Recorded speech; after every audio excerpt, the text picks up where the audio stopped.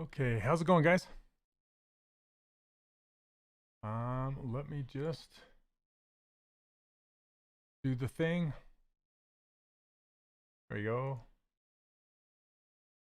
Just got to do this routine every single time we start.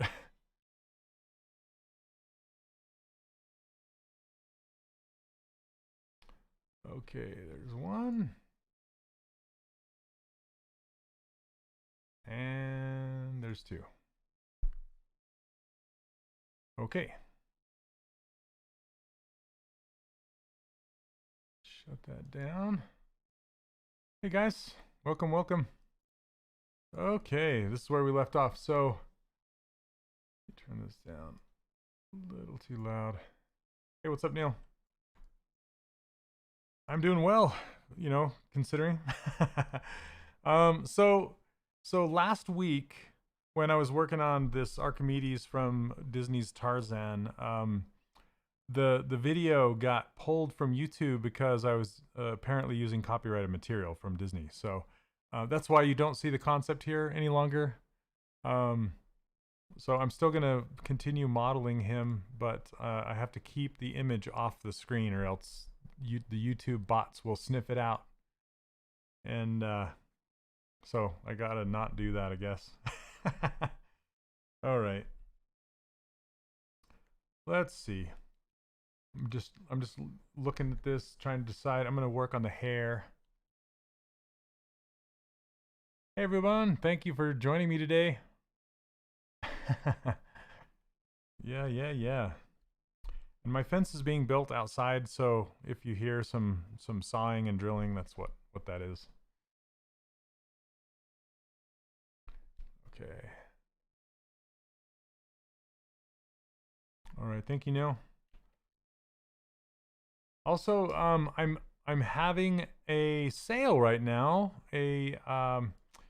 We just launched 1.5, the 1.5 version of the 3D Character Workshop, and yeah, super exciting. So as a part of that, you can go to the website and get a 20% off discount going on right now until the 12th. So if you want to check it out, right on, Indy. That's awesome. Thank you so much. Okay. So let's just get rocking on this guy, shall we? Okay, he's still in Sculptris Pro mode. Oh, thank you so much. Glad you dig it, Neil. I had you in mind when I was making that eye tutorial. Yar, good night, huh? What time is it where you are from? Turn on Sculptris Pro. Do the whole thing. Turn off adaptive. Crank this down a bit.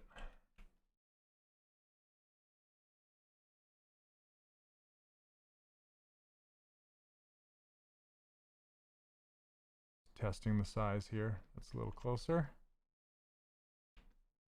There we go. That'll work. The stylized ear shape is the most common shape I've seen in all your stylized sculpts. Yeah, it's kind of my thing. I kind of like it. Sometimes I'll put the other different shapes and stuff in here. I usually don't do other ones. And the reason I'm doing it this way is because that's how the concept looks for this guy. And usually all the characters that I build, they're very similar to this concept. And the reason why is just a very simple design, simple shape. Anything more than this would kind of get a bit too realistic in my opinion. So I tend to stay away from it getting any more realistic than this. And sometimes I'll make a larger cup shape, sometimes a smaller one. But it's just a very common design that I didn't make it up. It just kind of started with from, if you look at films and things like that. All right. Hey, Noob City, I'm doing great. Thank you very much. Okay.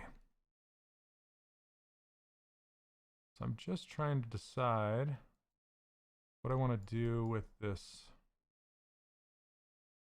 inch, or the brow and the nose here. What I think I want to do is maybe not that strong. Just make a little bit more of a ridge right here.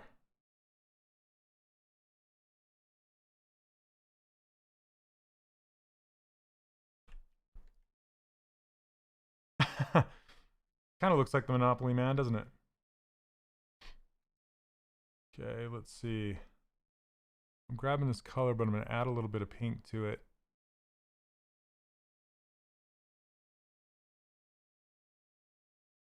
There we go. Maybe hair geometry. So I'm following a concept. This is the dad from Tarzan. I can't show it on the screen right now because YouTube flagged it last week. So I can't have it on here. So I am following a concept.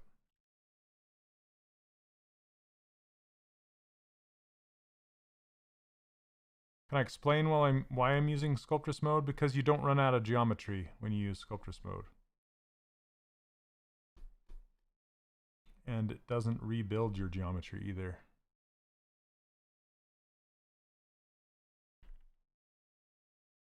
I guess it rebuilds it as you go, but it doesn't rebuild the entire form.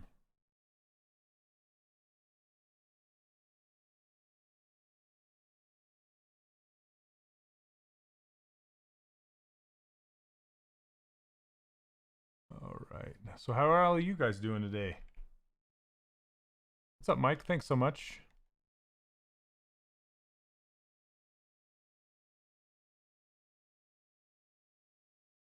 I want to bring that down a little bit more. Just a subtle little shade around the insides of the eyes. Then I want to pinch his nose. That sounds funny. I want to pinch his nose. Now I do turn Sculptress Pro off of the pinch brush, so it's not working against itself. Because if you have Sculptress Pro turned on your pinch brush, it's adding geometry and pinching, so you don't get quite the strong pinch when you're doing it. Sounds good, Neil. Do it.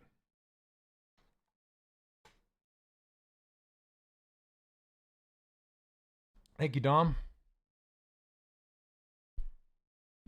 Hey, Afori. I missed your hello. Hey, everyone. Okay.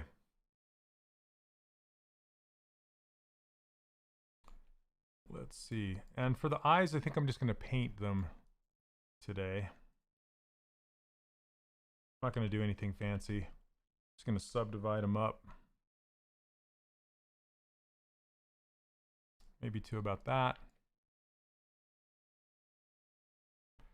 And I can't, since the concept is not on my screen, I can't eyedrop, so I need to kind of guess at the color. Let's see. Ah, that's pretty close. Maybe a little more on the yellow side. Okay, let's do that.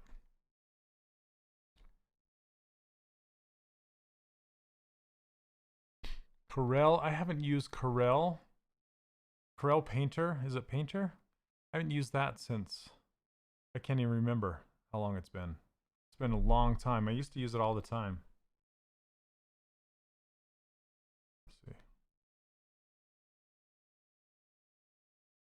Oh yeah, Sculptress mode disabled, of course.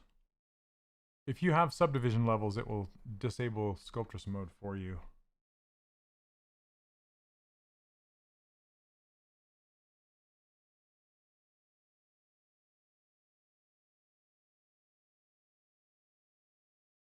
Let's see, maybe something like that.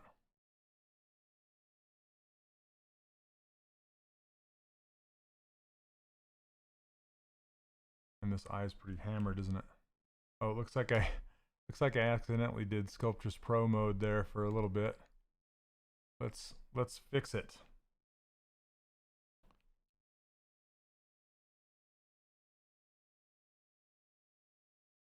Whoop.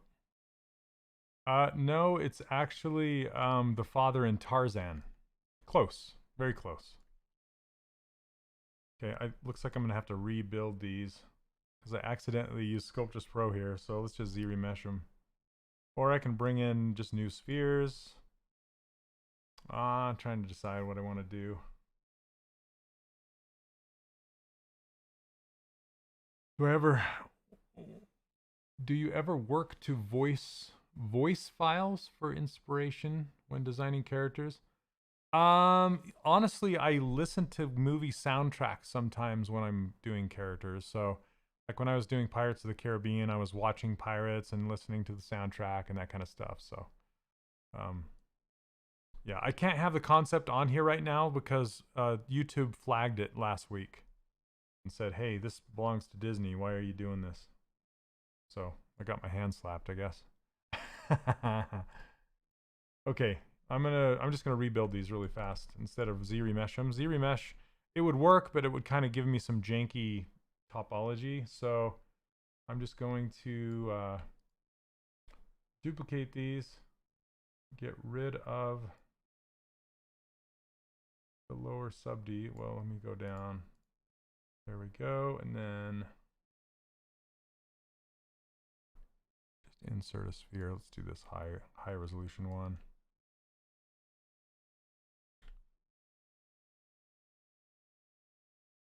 And then split to unmask points.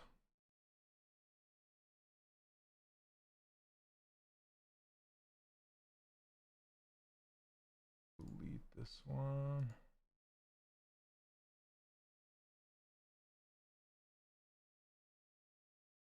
Turn on transparency. There we go.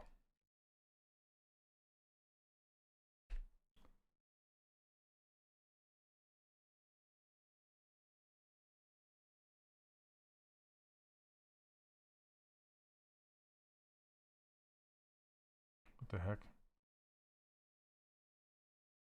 That was weird. The gizmo just kind of hopped away from center. That was weird.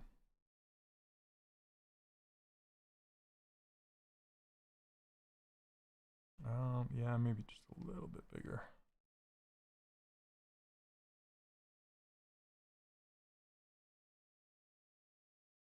Now the whole thing is green.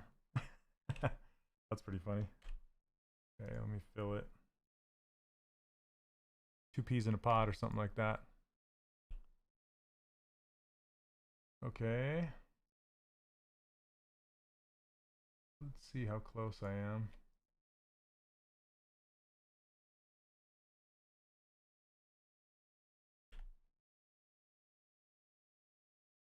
That's good. Okay, that'll work.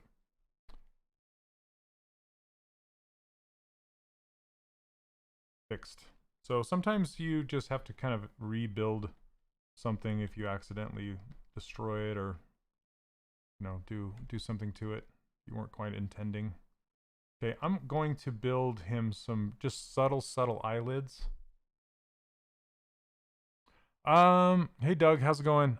My volume is cranked. I'm up in the yellow in my bars, so it should be, if anything, too loud. Sorry about that. Okay.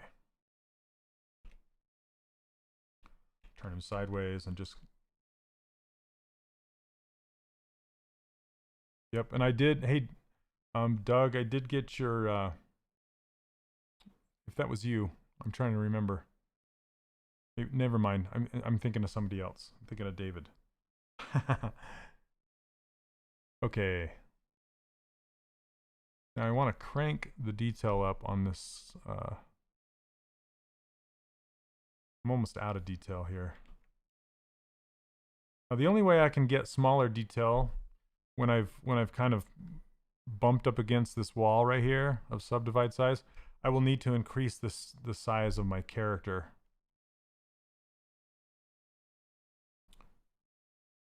So I'm just going to kind of work this out.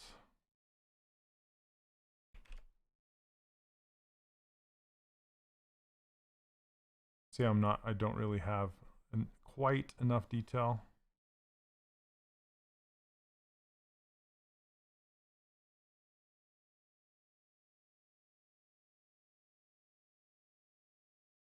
So what I need to do is just increase everything, the size of everything.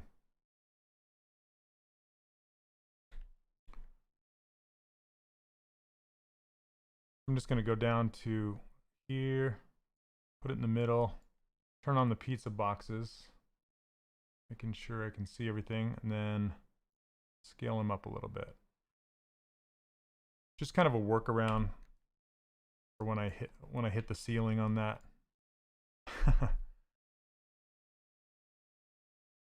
So now, yep, see now the triangles are getting smaller because I scaled it up.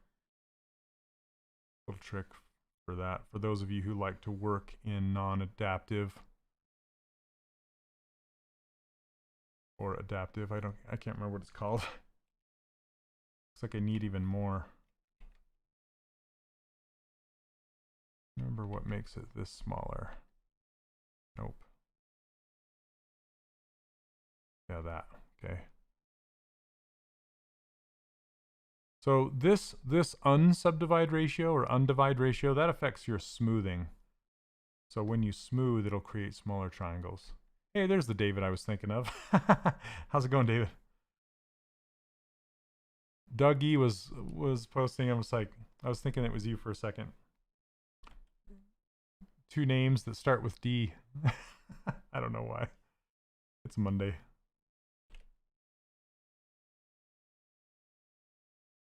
I'm just using the pinch brush to run along this edge here. Just clean it up. Anyway, David, I did get your email. Thank you very much. I'll have to check it out. Oops.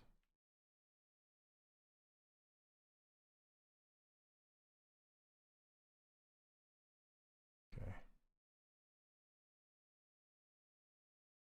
A subtle bit of an eyelid there. Just kind of helps to seat the eyes in there. Run it down and then just kind of make it disappear. Nice. That's awesome.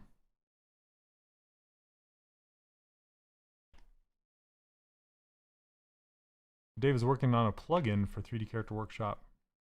It does just kind of a handful of stuff. Pretty cool.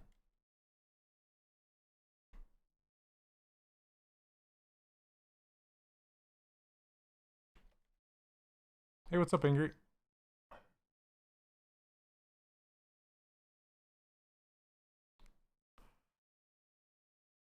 Okay, let's do the hair.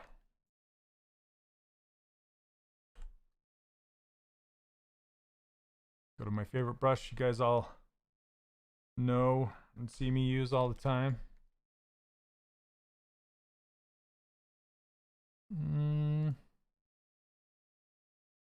Okay, I'm going to start with this one.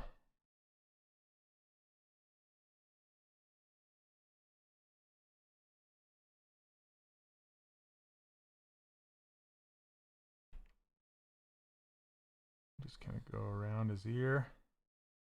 Afori, I'm not sure if I'm going to get to the body or not today. I'll at least start, I'll do a bust at least, like with the collar and the bow tie and that kind of stuff, so.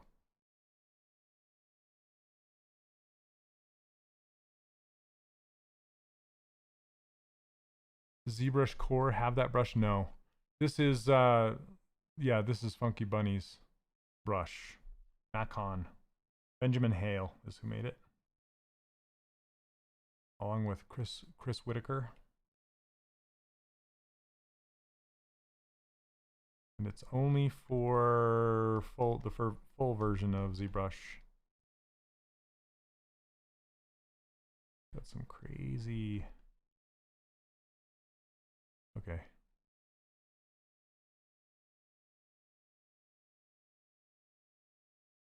Trying to get this to be really pointy down in front of the ear here. It's crazy that when I move it, it kind of makes this window that you can see through his head with.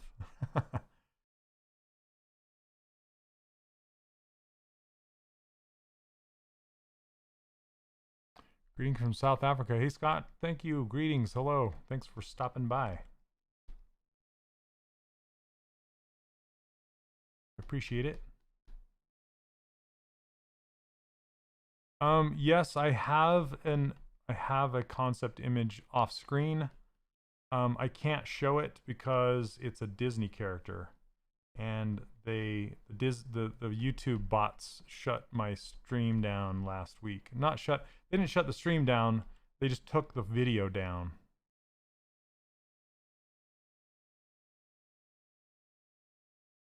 So I can't show the concept because of Disney copyright.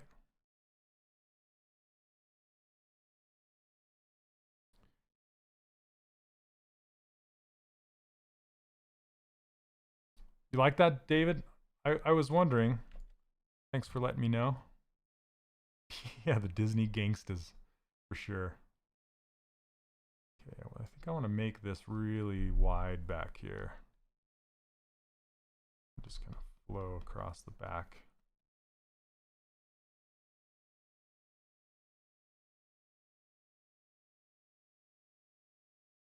Awesome. Well, thanks for the feedback, guys. So there was a lot of people missing a lot of the lessons because they were kind of difficult to find. Okay. Just trying to look at this from the front. I think I want to pull it.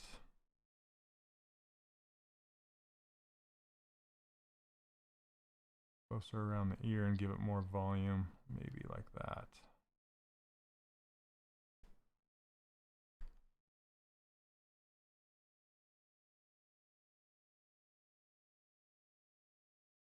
So if you guys don't know, here I can just show you a little preview of it.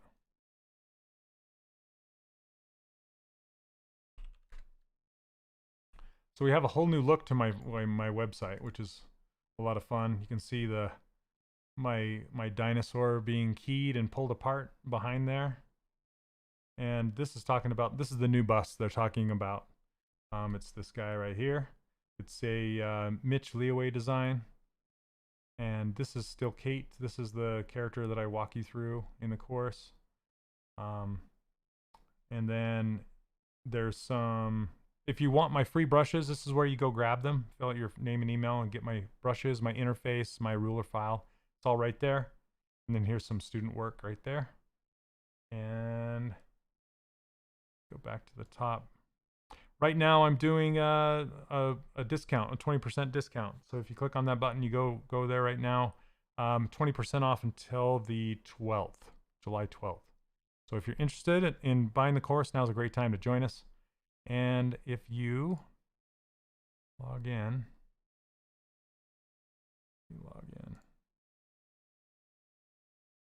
Okay, so this is the new 1.5 course. I was going to show you what they're talking about. So this is the new navigation off to the left right here. All these lessons, whole bunch. And then this right here is the new mini bust right there. So there's 4 new lessons covering how to model this guy. It's a lot of fun. Oh, thanks, me. Appreciate it.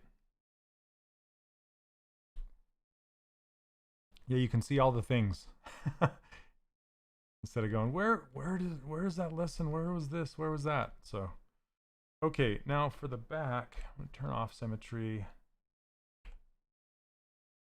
Come on, grab it.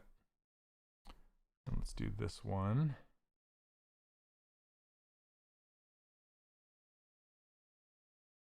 Okay, I want it to go the opposite way. Whoop. Come on, go through there. There we go. This one's like this little tuft of hair on the back of his head that sticks up. It's kind of funny. But it's weird because it doesn't really it's like a cowlick, right? So it doesn't really come from anywhere. But I'm gonna make it, see what we can do with it. Because it's got to grow from his head, right? So kind of tricky.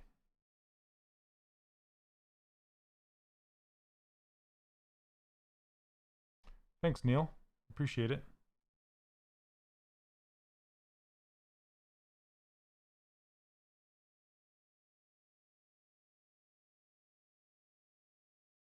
So I'll kind of make this one grow from his head right there.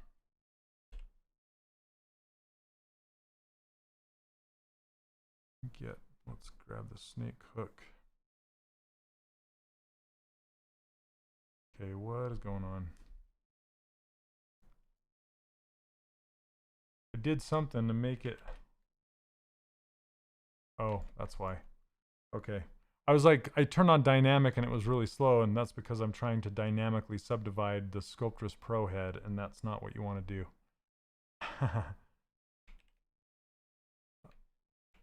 Okay.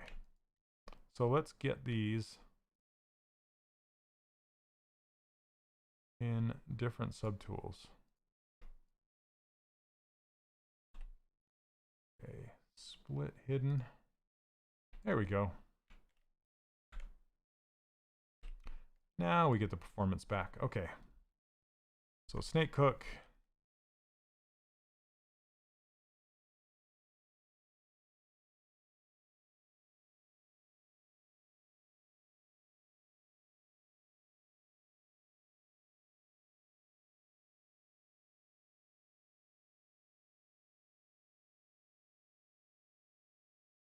Then I want to add some volume back here.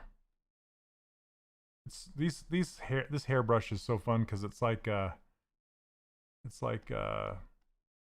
soft serve ice cream. That's what it reminds me of. It's like he stood underneath an ice cream machine.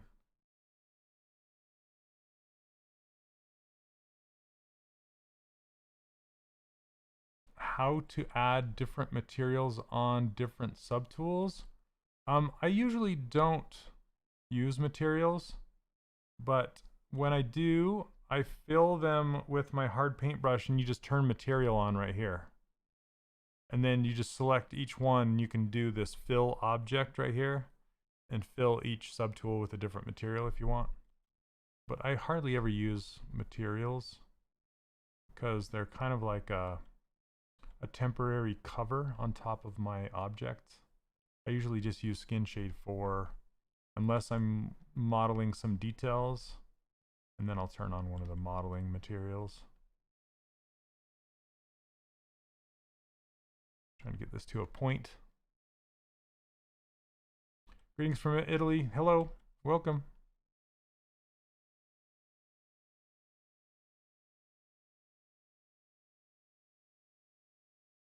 Okay. This hair is funny. I don't want it to go that far back. I just want it to be just a little kind of whip in the back. I'm going to turn on symmetry again and just put a few other little singles coming off of there. Flat single, thick single. Maybe a double.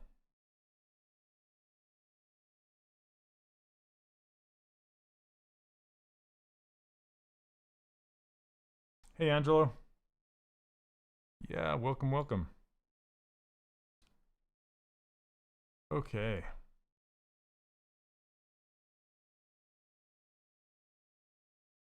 I'm just going to kind of bury these two to make them look like they're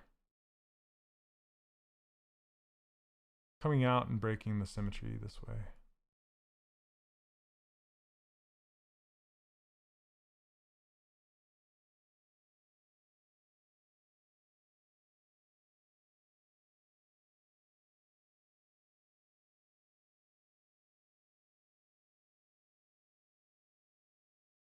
Yeah, sculpting is very therapeutic.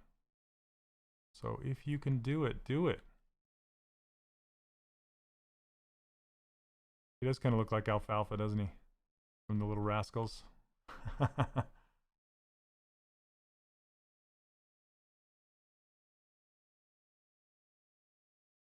Funny, funny hair.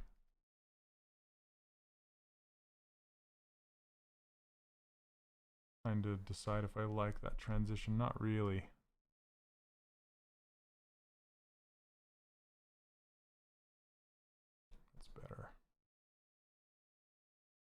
wanted some hairs to kind of flip out and break this little thing. And maybe one more on the back. Let's do a single back here.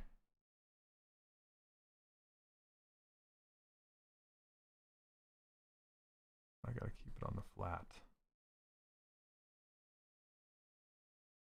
If you find your hair is kind of being pushed down inside of the geometry, you just have to grab this little curve and drag it and it'll pop to the surface.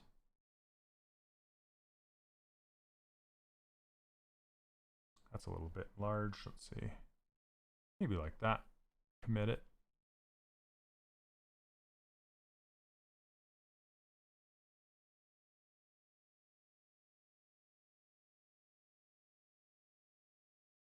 Snake hook works really well for hair. So does Move Elastic, because it has kind of a larger fall off.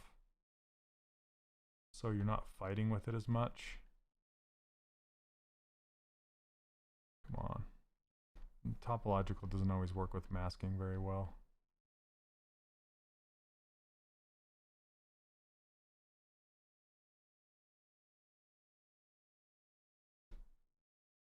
Okay. Something like that.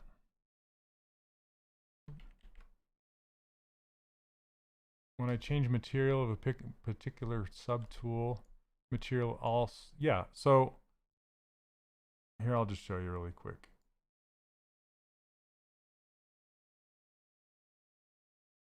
Okay. So with a material, right? So I don't have any materials assigned to any of my subtools right now. And what he's saying is when you change subtool, or when you change materials, like to this red wax, they all change, right? So say I want to put a specific material on his eyes. So I have his eyes selected, right? Let's go to Toy Plastic, because Toy Plastic has this highlight, this kind of roundish highlight for the eyes, and it works fairly well. And so if I want that Toy Plastic to be only on the eyes and not on the rest of anything else because it makes them look like plastic, right? Then I can go to my hard paint brush and click on the material, this M, not RGB, just M, and hit Fill Object. And it doesn't look like anything happened, but what happened was these eyes got filled with that material. So now if I switch to another material, let's go to red wax again, you can see that the eyes stayed the same. See, they stayed there because they have been filled with that material. But the rest of the object still doesn't have a material assigned. That's why it switches whenever you switch materials. Okay, so like this poly skin, weird, or this reflect yellow, see?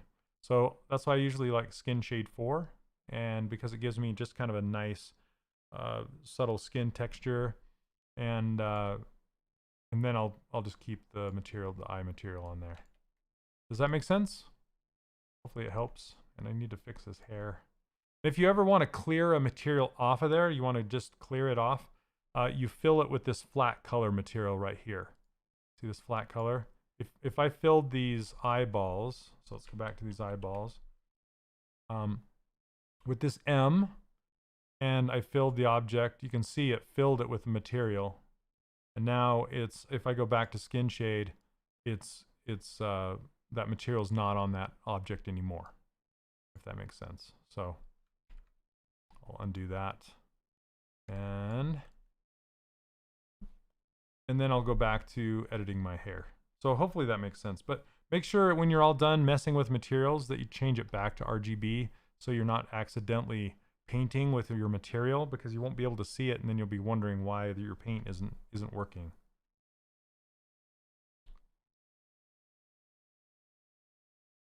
Okay, I want to push this into his head more so it looks like it's originating from above his ear, not sitting above his ear.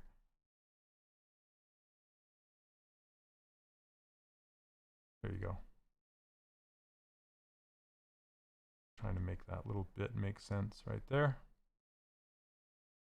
Still not a fan. But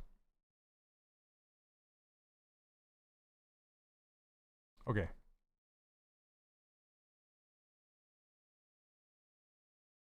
Like I said, I don't fill my objects with material very much because it affects the color too much. And this Skin Shade 4 it's white, so it does not affect the color. Okay, so let's make his body. What time we got? 12:36. Okay.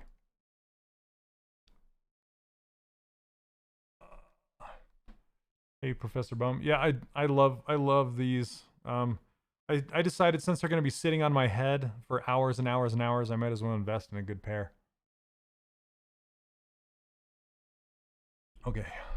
The two things you want to invest in if you're like somebody like me who sits behind a desk a lot, a nice chair and a nice set of headphones. That's yeah, it's worth the investment.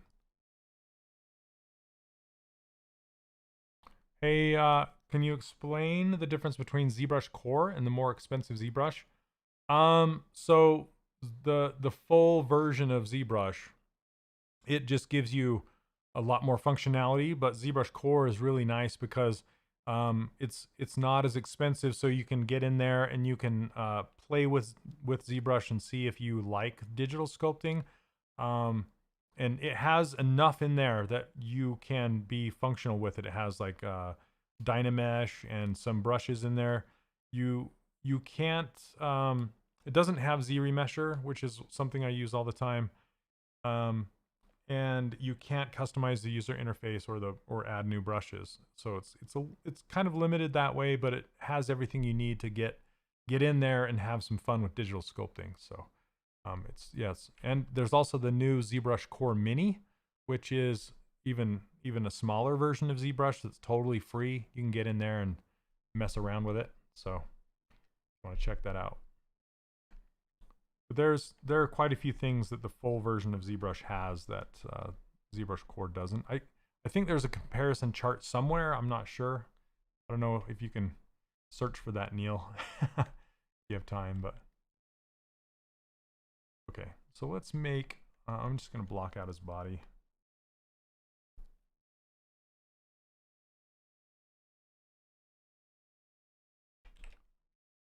Okay.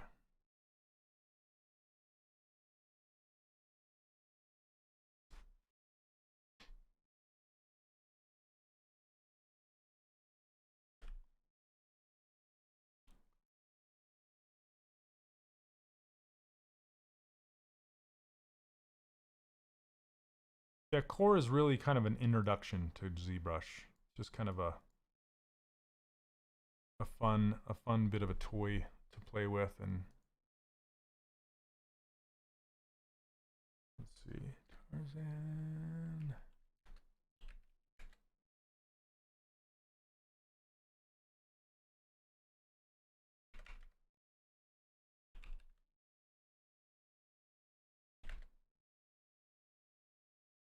Sorry, I'm looking up some more reference here. I need to see his full body so I can. And again, I can't show it on the live stream or else YouTube robots, the YouTube police will come after me. They'll just ban the video from YouTube or hide it. The Disney bots or the YouTube bots will come after. That's what happened to last week's episode. So I don't know that you can even watch last week's episode because it got flagged.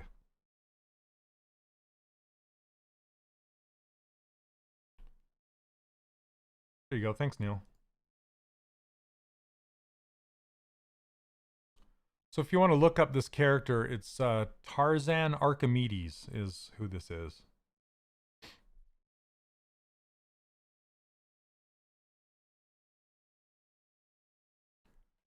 The other day I was working on a model's head and there were some parts. The surface was kind of irregular, bumpy, even though I smoothed them.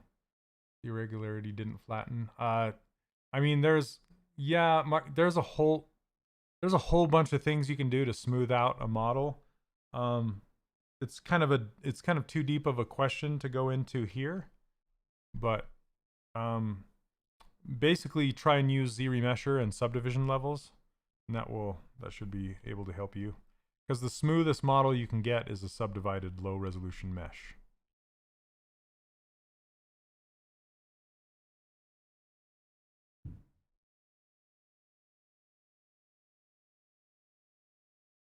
for the student live stream, since you have it set to private, do they still?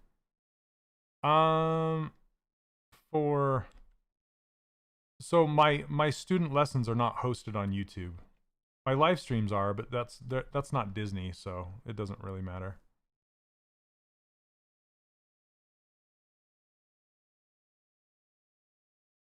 Hey Tony, you're welcome.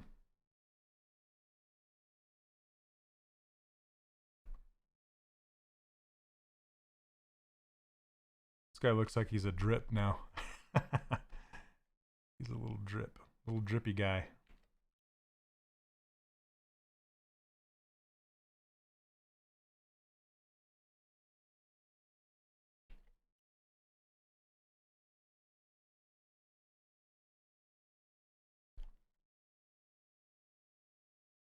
Yep, that's true. What Neil says is true. So if I show Disney art during the Q&A sessions, it will get taken down. That happened to me the other day. I think they've increased the bot power, like what the bots can do. So I showed one of my students was working on fan art of a Disney character, and it got flagged midstream and got cut and taken down.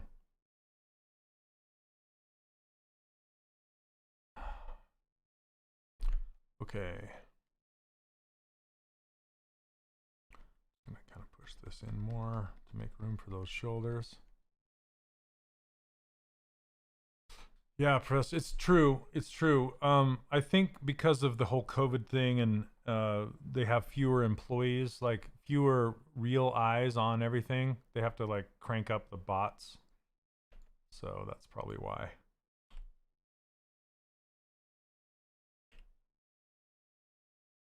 Let's see. Didn't want to do that. There we go. Mr. Drippy.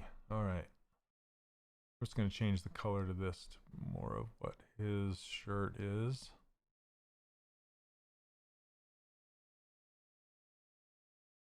Have to kind of look and compare and just kind of guess. Something like that. Nope. That's funny looking. More saturated maybe. There we go. That's a little better. Pearman. What's going on, Pearman? Would you like a pear, Pearman? His body really is shaped like a pear. It's pretty crazy. If you look up, like I said, if you look up Tarzan Archimedes, you'll see his body shape, like his stomach and everything. It's really like a pear.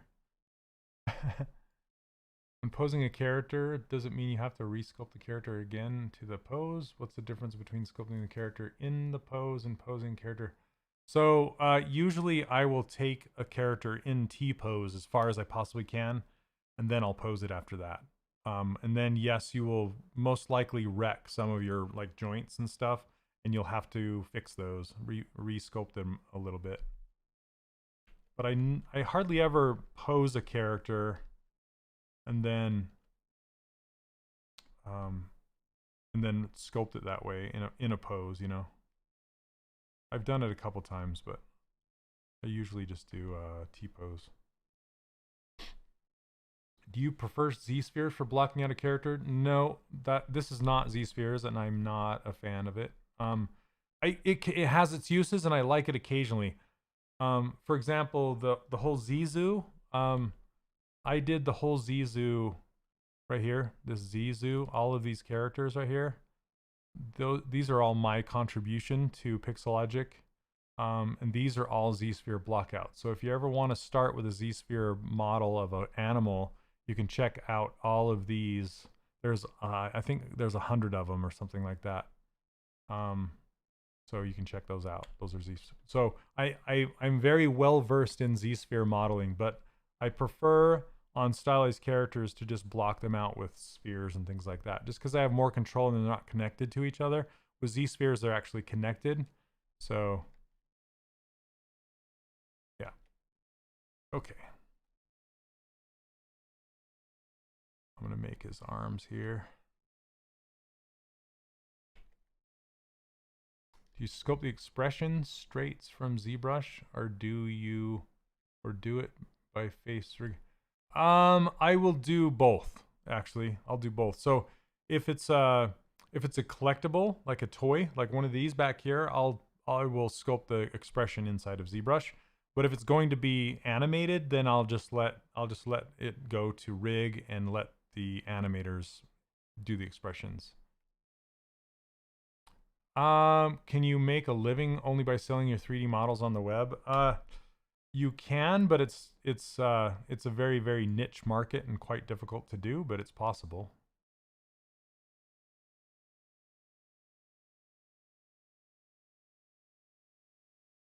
Oh, it's back? So, Neil Kyle said he was going to dispute it. That's cool. And call it educational, which it is, right? So that's interesting. That's cool that he got it back. Okay, I don't want to put his arms too far down because of how his belly is shaped.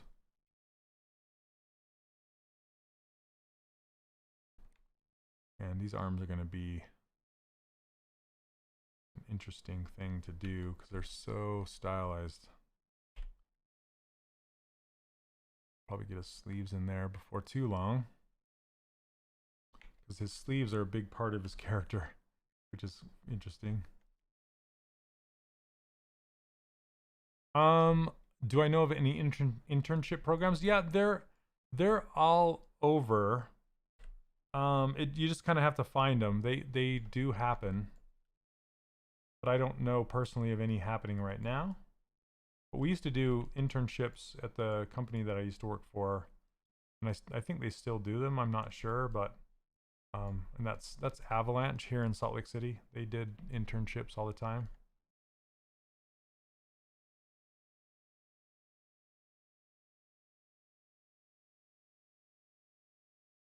And I love this guy's hands. That's probably my favorite part, are his hands. Besides his head. His head is awesome, because it has such a unique shape. It's too fast.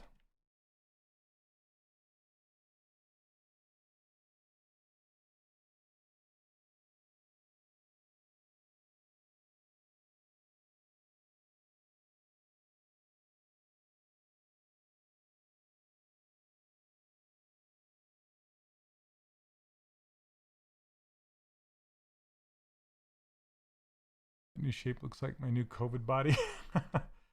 Oh man. I've been doing okay. I'm just kind of focusing on myself during this whole COVID thing. Going on a lot of walks and eating. I've changed to plant-based whole food. I've lost I think it's like 24 pounds so far. Pretty crazy.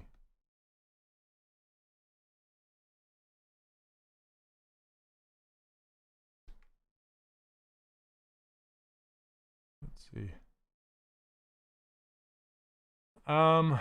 Let's see. What's a more viable way for 3D artists to achieve comfortable financial state? I work for a company that hires character artists is the best. That's what I did for 22 years of my career, as I worked at different.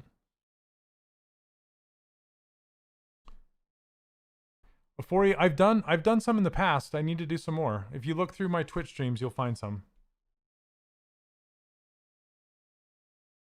And you're right, I need to do some more.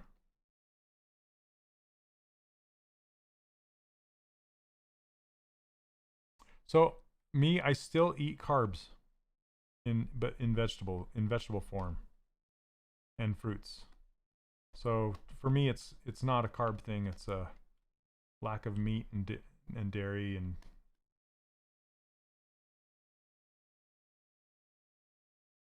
yeah, it's not a keto diet that I'm on. It's just a plant-based whole food.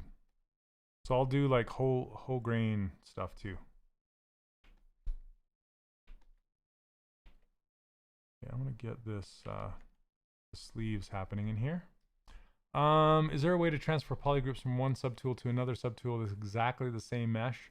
If I made changes in Maya to re-import this into ZBrush, I would have to redo all the poly groups. Any suggestions? I'm trying to remember. Because OBJ import export keeps creases, but I don't believe it keeps poly groups. I don't believe there's a way, because poly groups are just a temporary selection set helper, and it doesn't get cooked into an OBJ or an FBX or even like a GoZ file. So I don't know of any way that you can keep those poly groups around. And as far as I know, there's not a way to transfer poly groups from one to the other. Yeah, I wish there was.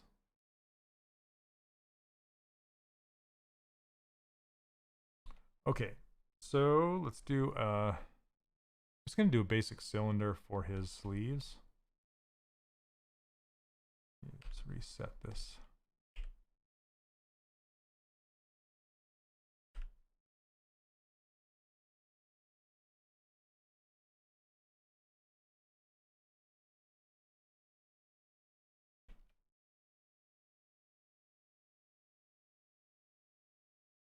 Okay. Whoop. Local symmetry. Got some long sleeves. Just his elbows peek out. Hello, hello.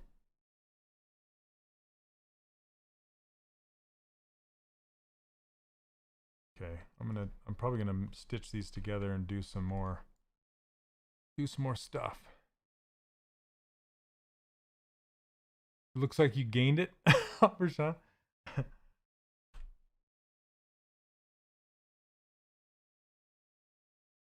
Okay, I'm gonna whoops. Okay, I need to get all these things in their own poly groups. So let's do auto groups, and then mirror and weld. Let's split these off.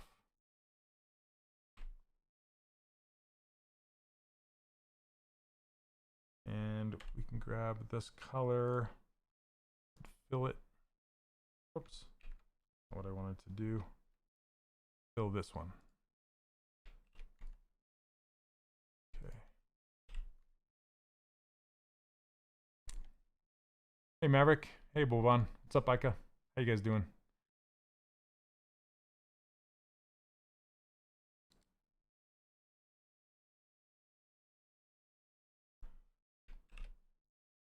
Okay, I'm just gonna give this a collar and stitch it.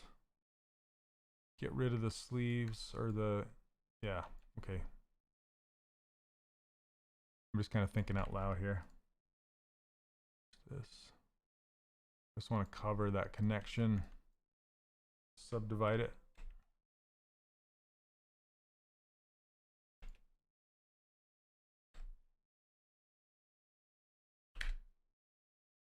See what ZRemesher will give us. Not too bad, I guess.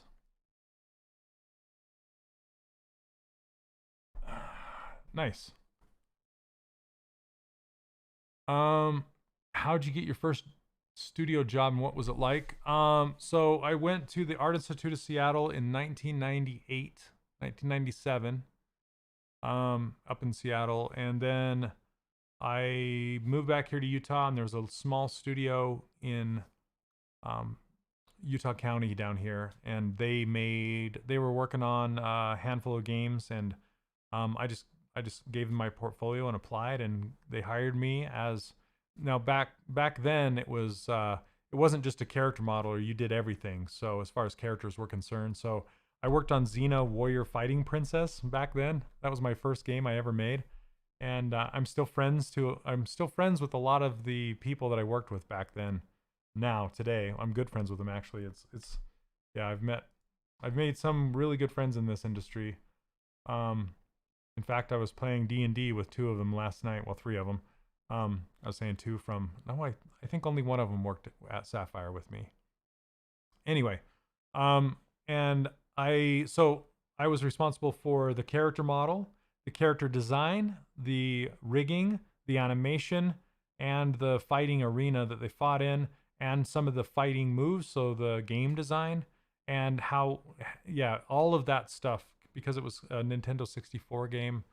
And I was responsible for like 3 or 4 characters over the course of the project. And there were other artists. They would just call them artists, game artists, and we would do everything. So it was more like an indie studio that you think about nowadays, where independent developers will wear a lot of hats doing this stuff. Okay, so, and it was great. I loved it. It was awesome. Okay. So I'm gonna put his sleeves up like this before I stitch it, and then put them back down, just so I get a nice flow through here. Let's see here. Hey, how's it going? Let's remesh by union. Okay. Accept it. Mirror and weld it. And then I'm just going to slap a Z remesher on this again to get that flow. Let me turn on symmetry though first. Sure, that'll work. It's not the best.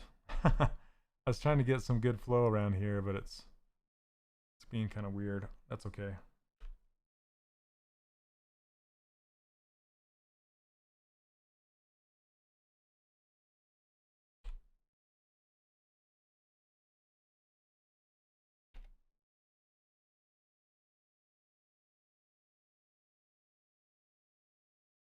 All right.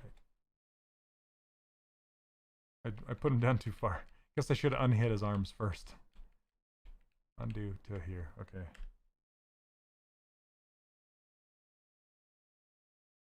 Just gonna blur this mask a little bit.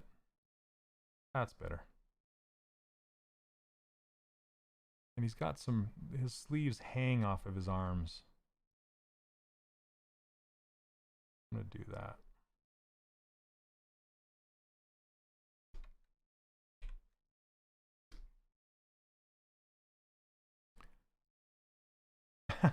It kind of looks like Geppetto. It's Archimedes from. It's funny because Archimedes is also the owl in Sword in the Stone, but I think it's spelled a little differently. But this is Archimedes, the dad in Tarzan. Not Tarzan's dad, but the girl's dad, Jane's dad.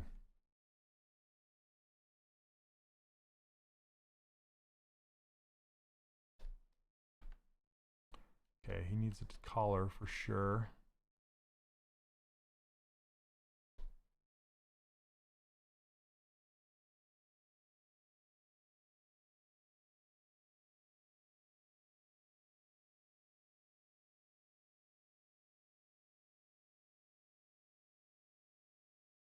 Okay.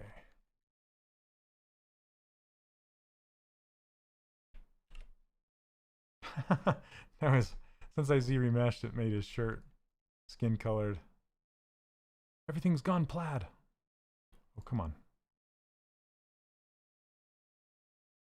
Somewhere in there.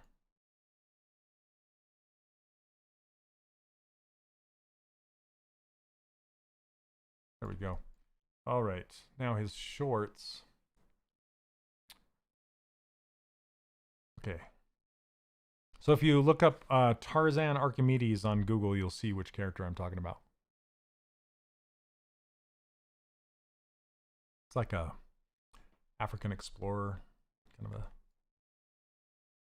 Okay. Let's make his legs just like I made his arms. Thanks, Chris.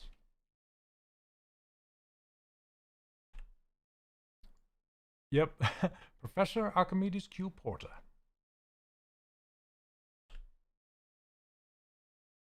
Really fun character.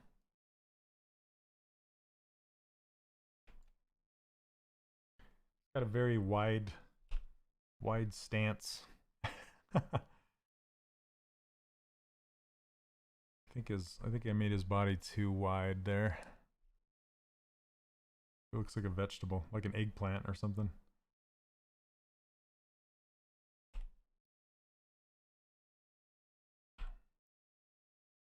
When we get his pants on, then you'll understand kind of what's happening there.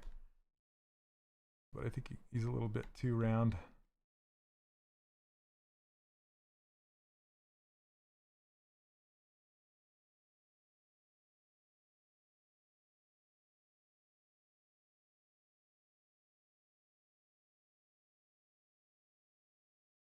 You have your cap locks on, Afori. You're on RGB, but changing colors works. I thought you should be on material. So there's two. RGB is poly paint, right? It's the painting on the coloring, and material is it's kind of, you think about it as being something that's put on top of that color. So it's two different things. I've been seeing ads on Instagram regarding your updated course. Yes. I checked your Instagram page though, and your last post is in 2017. What? Shouldn't be. Which, you might be looking at my other Instagram account. So this is my Instagram account right here. There's my ad and student work. Yeah. This is I did this during the live stream, this one. But I don't know why it's taken so long to load. But anyway, yeah,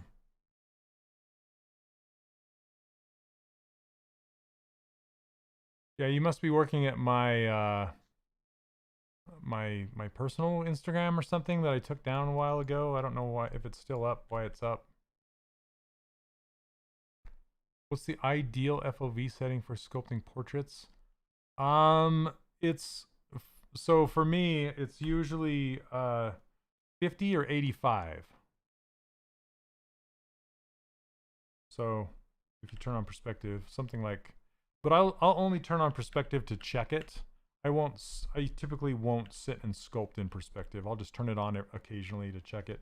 Some people like to work in perspective. If I'm in another program that's not ZBrush, I'll usually work in perspective. But with ZBrush, I usually work in orthographic view. So you have to be on M when assigning different color. No, you have to be on M if you want to assign different materials, not colors, materials. There's a difference. So RGB is poly paint. That's your color. And material is material. It's like a wrapper on top. And yes, some materials have colors. So if I click on here, you can see some of these materials have colors. But if I assign one of these, like this reflect red, my color is still underneath that material. You can't see it right now because it's being overridden by the red. So let me see if I can turn it to something like, see this viewport, this thing. You can see now, you can see both of the poly paint and the material. Okay, they mix together. They're two separate things completely. Oh, thank you so much for the advertising. I appreciate it. That's fine. So that's why I like to use Skin Shade 4, because the material is not necessarily overriding the color too much. Any advice on building a portfolio for character design jobs, even if you haven't worked for a studio or anything professional? So the advice that I have is, most studios are looking for character artists that can model a concept. So if you can show in your portfolio that you can make a model based off a concept and nail it, like hit it really, really close, then you have value to a company, right? So then they'll hire you. So whatever you put in your portfolio, keep that in mind. You're just trying to show the company that you know how to do the thing they need you to do. So show them that you know how to model characters based off of a concept. There are some studios that hire people to make designs in 3D, but they're few and far between. So like my entire career, essentially when I'm doing character modeling, has been modeling characters based off of concepts.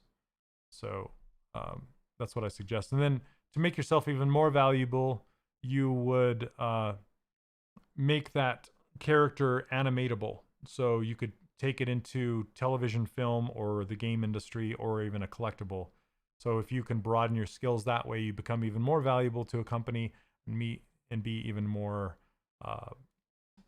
having the possibility to be hired, essentially. And that's what I made my course for. So my course takes you from start to finish, all the way through, from beginner to a game character. I show you how to make a game character from your high resolution sculpt. I show you how to 3D print that character, how to key it, everything in there. So, okay, he looks like he's got little stumpy legs. I gotta fix that and give him some shorts. You guys are asking great questions, though. Let's reset this. Yeah, it is reset. What's going on? There we go.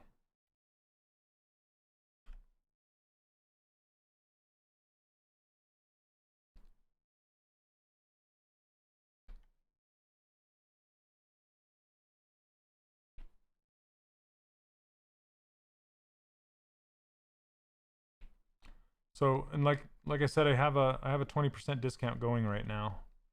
And you can just find it on the site, 3dcharacterworkshop.com, above my head.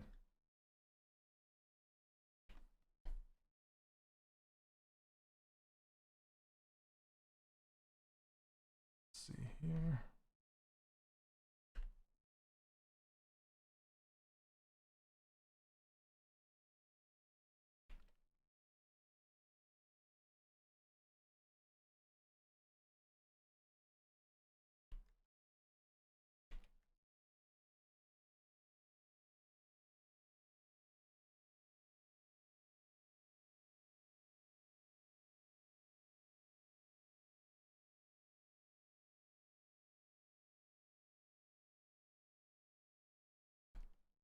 Of course, do you need the full ZBrush package? Yes. You can't use core. Core is for practicing sculpting and having fun with it, and ZBrush the full version is for production.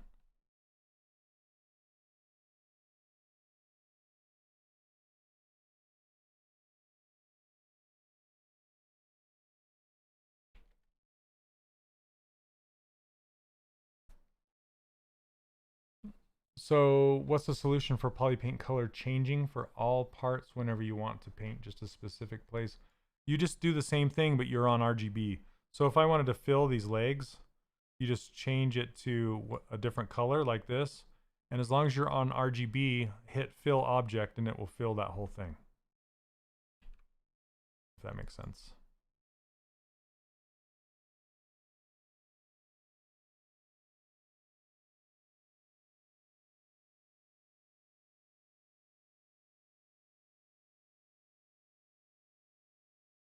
Okay, I'm not going to give him a butt. I'm up under there. Okay, let's give him some pants.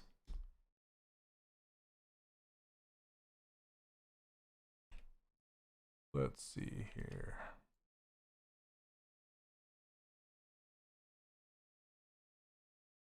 So his belt is really high. Hey, what's up, Bennett? Okay. So, or before you just paint it is the other option. Just with RGB selected, you just paint it with a brush. Okay. That's about right, I think.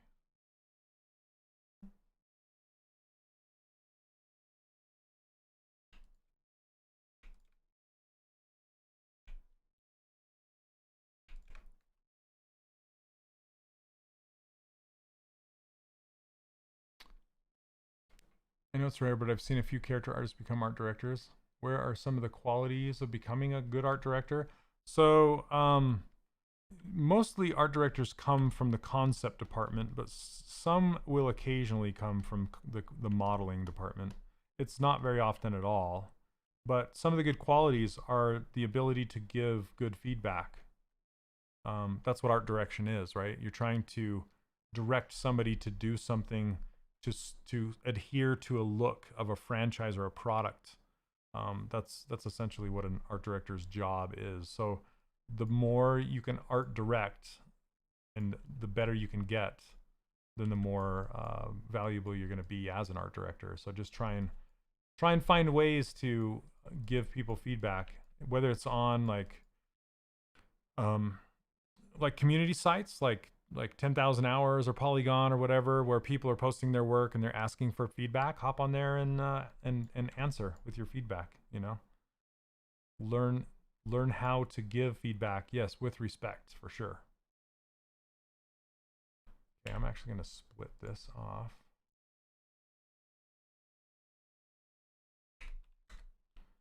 I'm going to save it first.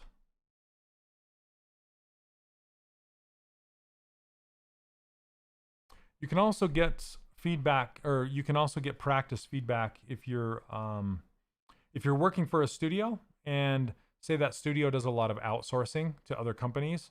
You can give art feedback to what you're receiving from those outsourcing houses. That's another way to do it.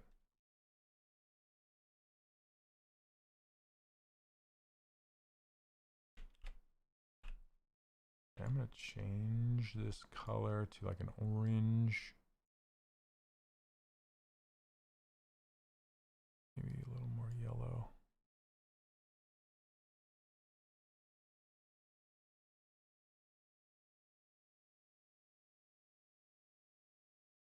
Maybe something like that.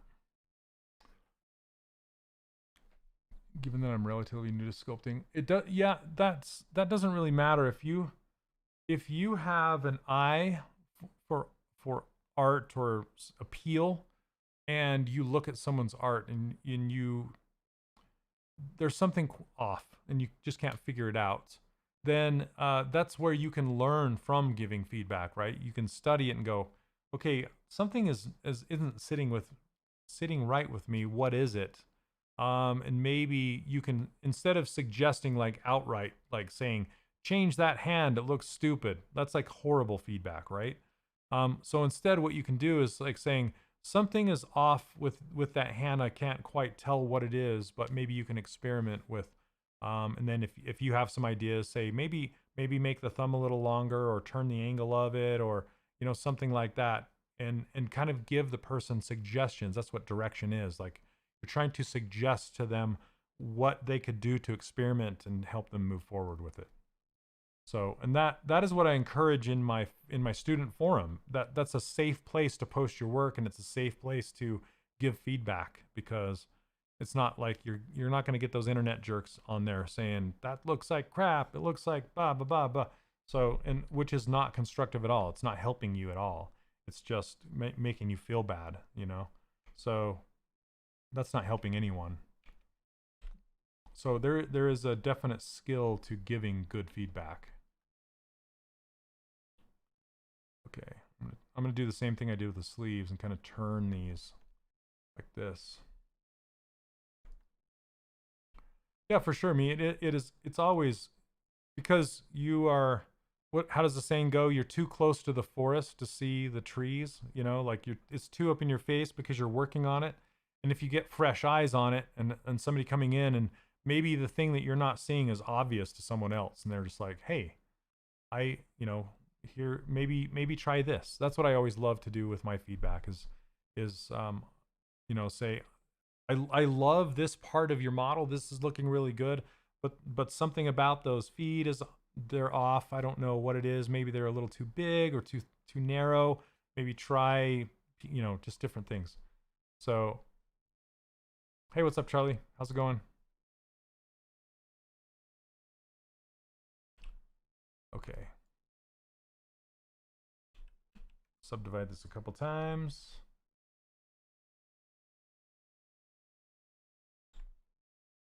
And I'm going to ZRemesh it. And stitch it. Twist it, pull it, bop it. Okay. Accept it. Mirror it. ZRemesh it again. There we go. Good enough.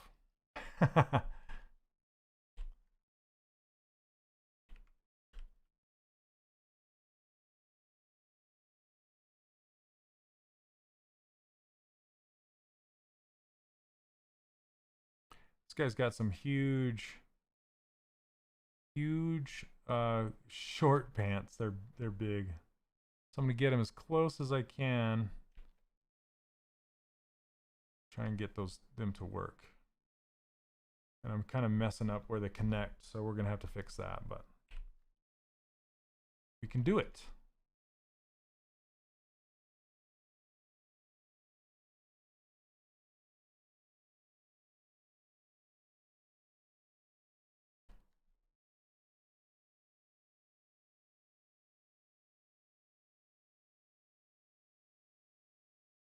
All right, you guys, get a room. Come on. I'm kidding.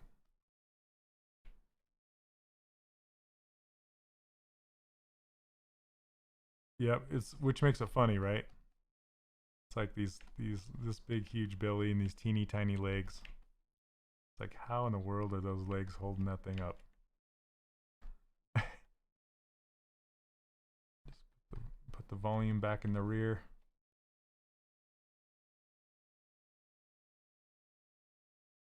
Not sure exactly how this is going to work back here.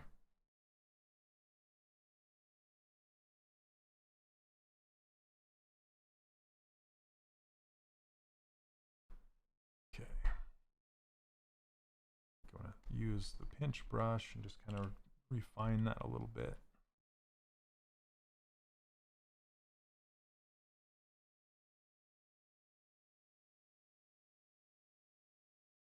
And we got 117. Okay.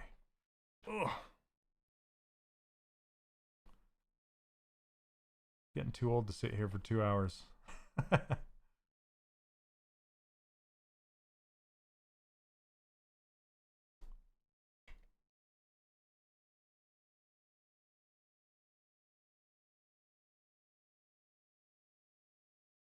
Okay. And his neck is looking a little thick. What's up, thick neck?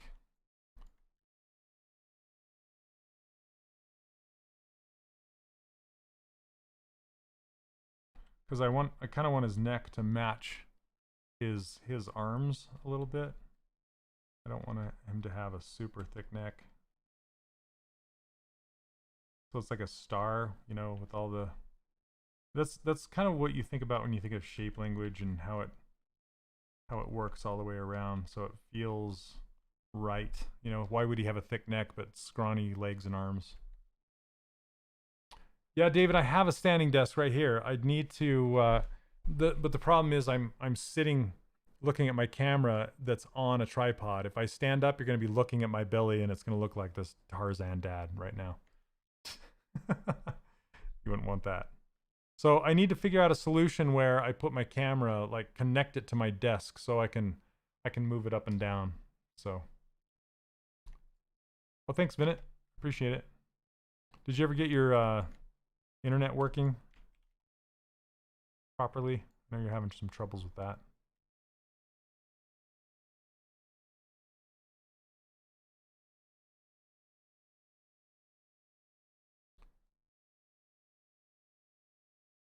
And these shorts go all the way up to like up here. These pant.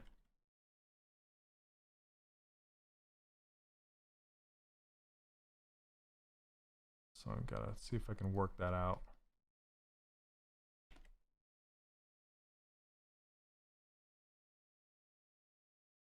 Yeah, get in there, Sean. It'll still be there when you're ready.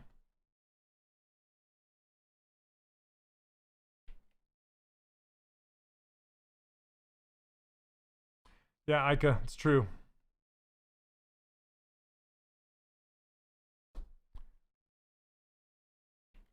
What's my favorite character that I modeled?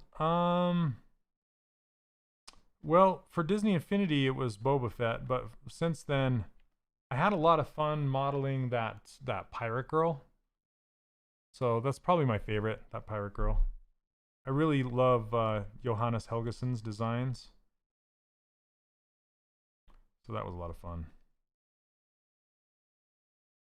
I want to do another one soon. I have it in. I have plans for it, but just got to find the time to do it.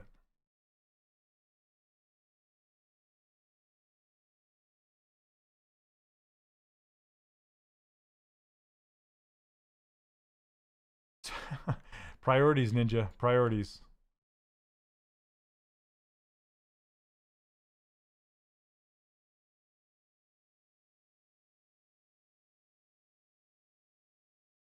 What pinch brush? It started as the Ma cut brush made by Malachus the Black. And then I modified it. And that is what this is now. It's a pinch brush. It works differently than the pinch brush that ships with ZBrush.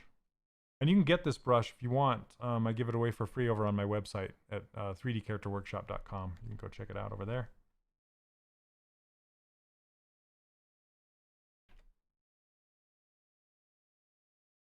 Okay, that's better. It's getting better. Inflate this closed a little bit more. What's my favorite that I modeled this year? That's a good question. It's one that it's under NDA that I can't show, unfortunately.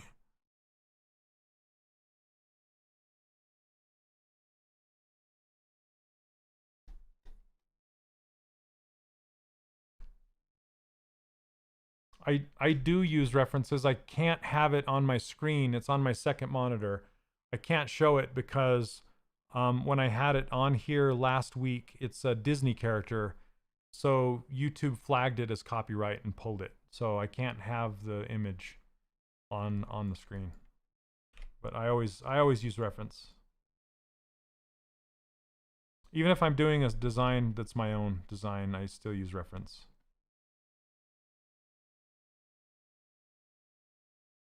And you should too.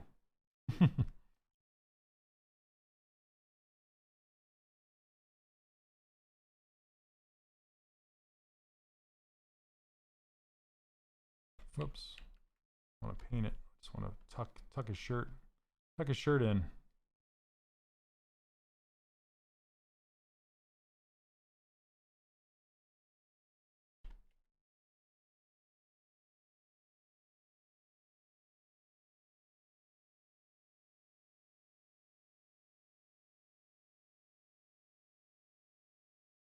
Okay, I'm gonna get rid of the sleeve openings and the short openings and all that.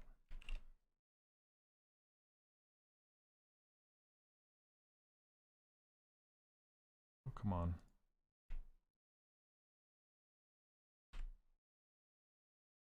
Maybe up one more.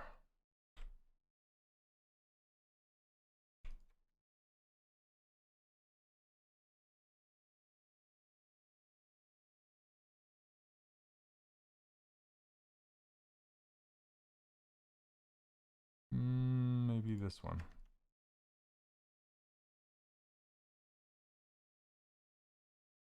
Shouldn't have unhid these. I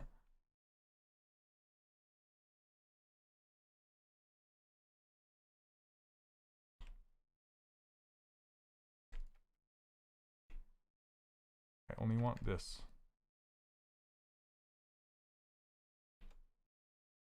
Okay.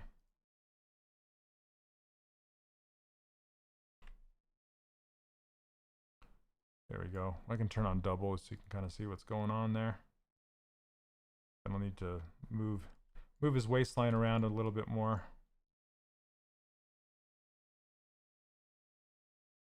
We have 231 people watching today. Not too bad. I think last week we had like 300 and something, 306. I think it was a record.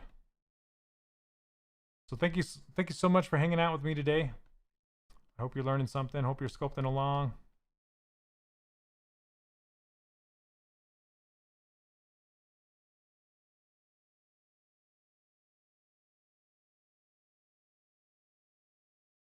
Right, let's hide the sleeve. Now, I need to hide the neck one too, but there's not geometry that supports it, so I'm gonna have to make it.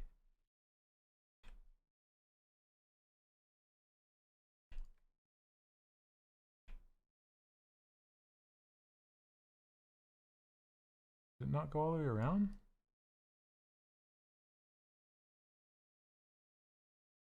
No. It's connected somehow.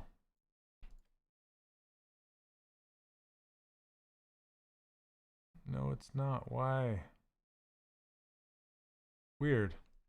So if it doesn't change the polygroup island, then then it's connected somehow, and I can't see where.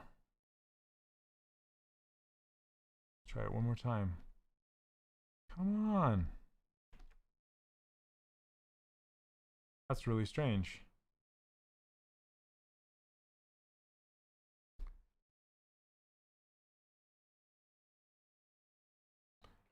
Let's see. Yep, you're welcome.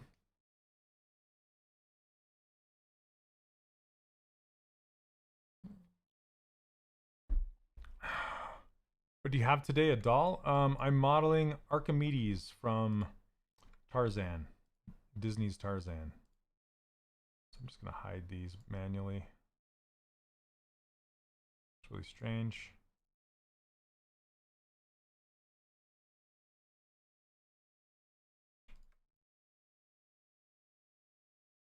Okay. Delete hidden. No comic, that wasn't it. I know double was turned on for it wasn't making a polygroup out of that sleeve end cap. It was staying the same polygroup as the interior. I couldn't figure out why.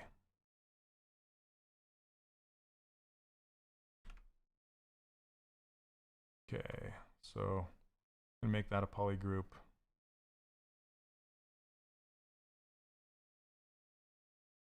Sweet. Somebody just bought the course. Awesome. Thank you. If you're here watching, thank you so much. Okay. Let me. I'm gonna remesh this and keep groups on. It should make this circular. See that? Boom. Now I have circular geometry to support this. And I can delete it. But it's kind of this weird wonky shape that doesn't look like a shirt, so let's fix that. Yeah, so comics, I just I just ended up hiding it all by hand rather than putting it into a polygroup, and I was able to do it that way.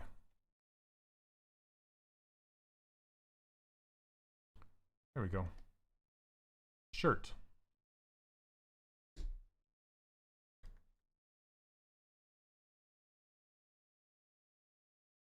Now I can just pull it out of his neck. So it's like buried in his neck. Just kind of pull it out there. Kind of pull it up higher on his neck back here. Make sure it's got enough volume that it makes sense. Did make some wonky polys back here, but that's okay.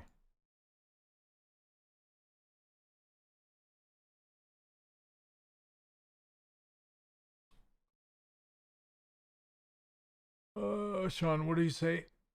Oh, thank you, Said. Quick question. I've asked a couple other people this too. When do you recommend starting an ArtStation account? As soon as you have a piece of art to show. At what skill level? I'm unsure whether to start mine yet or not. I mean, yeah, as soon as you have it doesn't really matter your skill, because what you can do is it's like cans on a shelf at the grocery store, right? As soon as you get new product in, you move the old product to the front and then eventually out, and you cycle it through. So put your art pieces up there and then put your next one up there, and then as you get new art, you can kind of cycle out the old stuff as your new stuff gets better and better. So your ArtStation should be constantly changing and evolving with your skill levels. Yeah, it's lifetime access. So this new 1.5 that just came out, completely free to current students. So I based that off of Pixologic's business.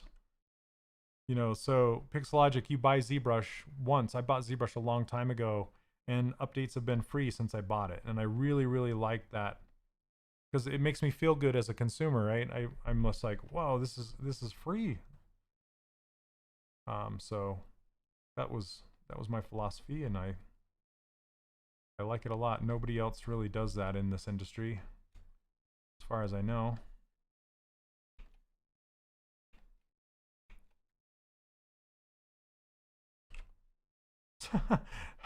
That's like now it looks like one of those old guys that wear like the full body suit, right? That's funny.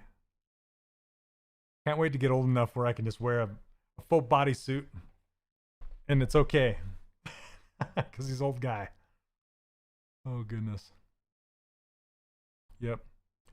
It's PJs. It's like, is that from Despicable Me? It's a super suit. It's PJs. What do you old man old man rompers. Oh goodness. When working with the tools, how much pressure do you put on your pen? When I try to do things, it seems like I have to put a lot of effort into getting things to move. So I'm the jerk answer is I put as much pressure as I need to, and that's the jerk answer. But the real answer is make sure your scene size is manageable. The larger your character gets inside your scene, the harder you have to push on your pen to make it react. So not to pitch my thing again, but you can go get my ruler file from my website, and that is an optimal scene that ZBrush likes you to be in. So you can also start with one of their projects here. So one of these sphere projects, this is my ruler file right here. But one of these spheres, they should be set up to be optimal as well, like this dog. And just check your character. If you switch from one tool to another, and your tool is gigantic and the dog is really small when you switch, that's how you know your scene is gigantic. And so just scale your character down to, and for me, I scale it down to match my ruler. So I just make sure it's proper size for my ruler. I did scale him up a little bit because my Sculptress Pro triangles they weren't getting small enough.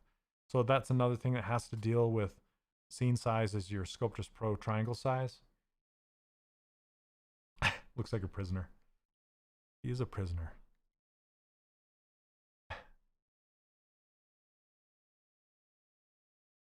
So let's do kind of a beige-ish. Has ZRemesher improved enough for it to be used as low pro? No, it unfortunately Quicks it has not, and I don't know if it ever will be, to be honest with you. Because there's too much of a human touch that needs to go into it. I know everybody wants that shortcut, including myself, but it's just yeah, it needs too much love. Do you recommend to practice 2D skills for? Yeah, absolutely. Any art skills will help you, for sure. Let's see. When working with the tools, okay, bye-bye. Pablo Gomez. Oh yeah, well Pablo's a friend of mine. He's a friend of mine from Australia, so we kind of talk about how to set up our courses between each other. So yeah, Pablo's is one. I think he does lifetime access. I'm not sure, but he may be one of them. So you have a question about rendering? Yeah. I mean, I'm not rendering at the moment, so I don't know how much help I can be, but I'd be happy to try and answer.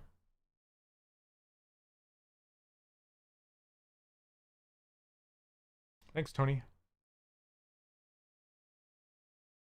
Yeah, it's great for 3D printing. That's where it originated from. Is I had to figure out some kind of a solution when we were 3D printing the Disney Infinity figures.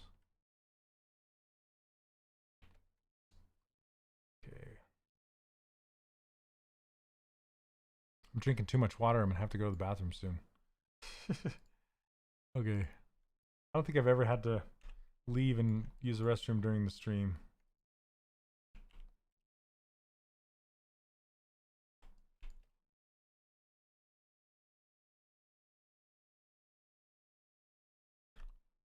Oh goodness.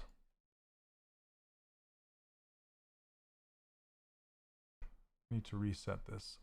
It's not snapping.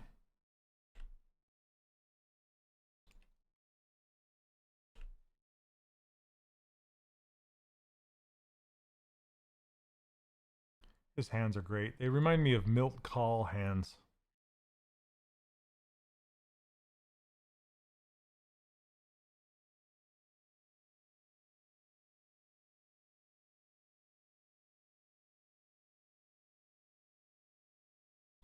Let's see. Square them up.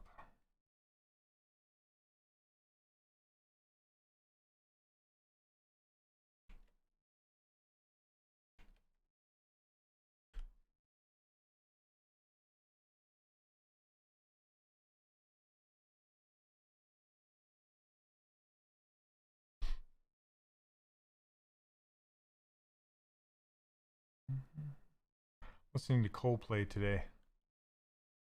What camera and tablet am I using? I'm using a Wacom 27-inch Cintiq. That's what this is. And my camera is a Lumix GH4.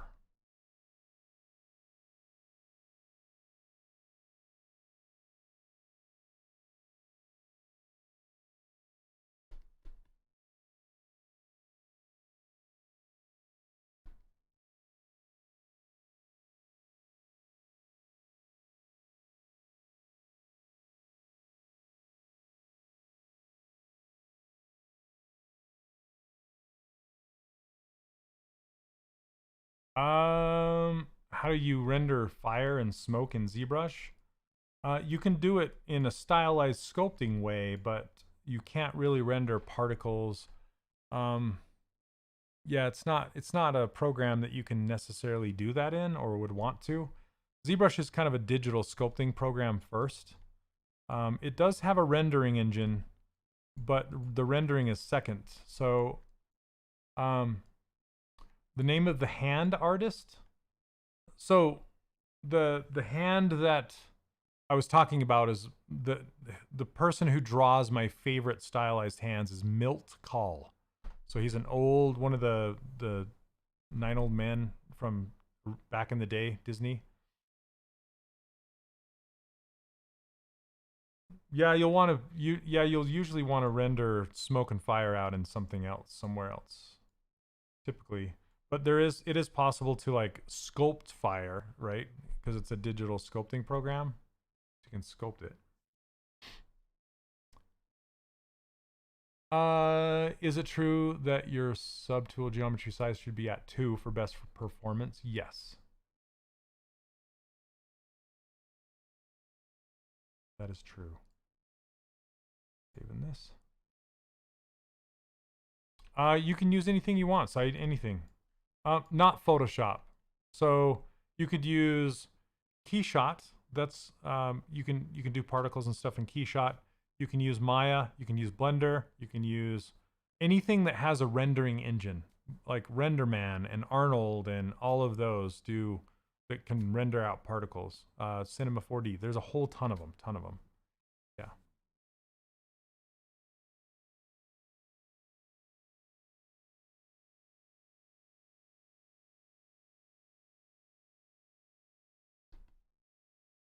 Okay. Sorry, I'm spending too much time on this palm. I just want to get it right.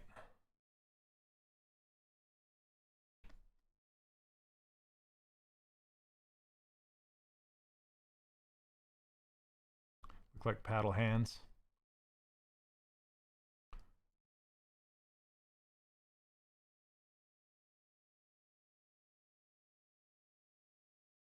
Okay, let's start getting some fingers on here.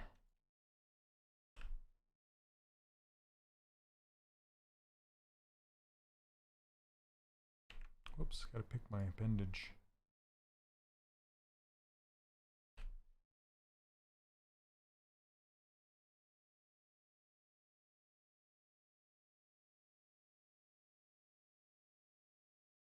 I don't know about Grandmaster. Thanks though, but maybe Sculptor.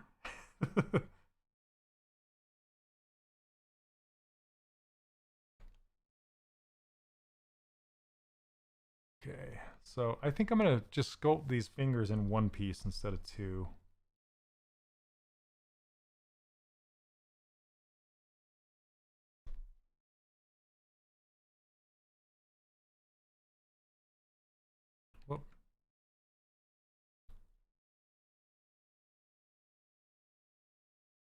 Yep, treat hands like its own character for sure.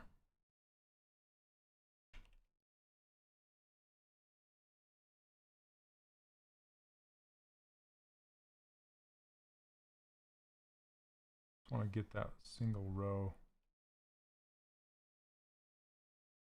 What's up, Jose? What's up, Matt? How you doing, man? I'll take Arch Wizard Sorcerer Supreme or Arch. Gosh, I can't talk today. If I wanted to 3D print a figure like this, what would the next steps be?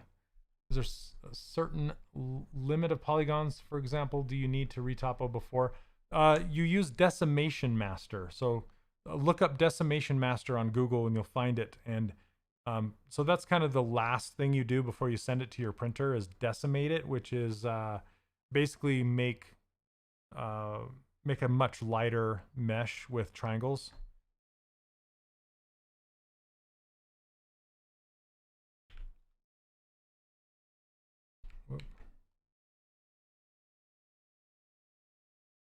Miss when I did the hair, the brush is it's Macon's hair brush. So you can go to Funky Bunnies.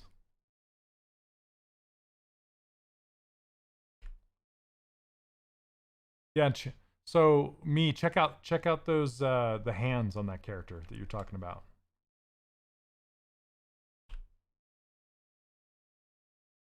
They're amazing. Right, Matt? Matt Armstrong, I was just talking about Milk Call. He does amazing stuff. Amazing hands. Aristocats and 101 Dalmatians. Those hands, so good.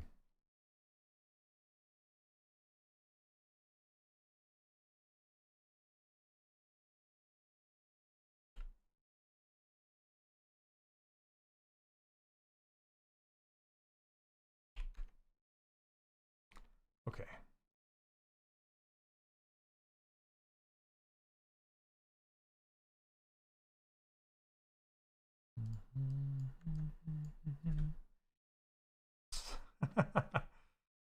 I'm not working on the thumbs yet, Matt. Just the two middle fingers way up.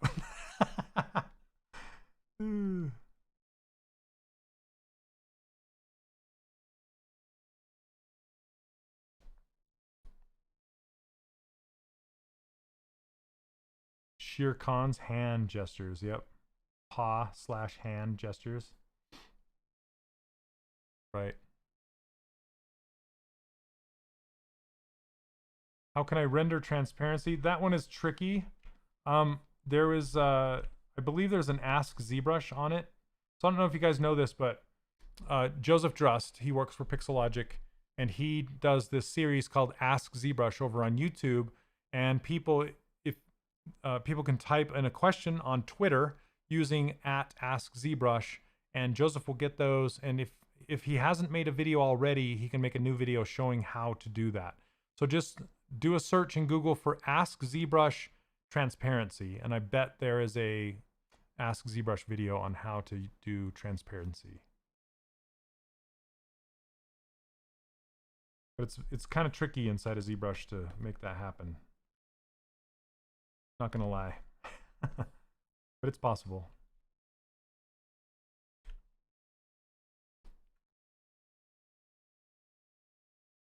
So I DM'd my first Dungeon Master. I DM'd my first D&D game last night, and I played with Matt Armstrong. He was one of my players.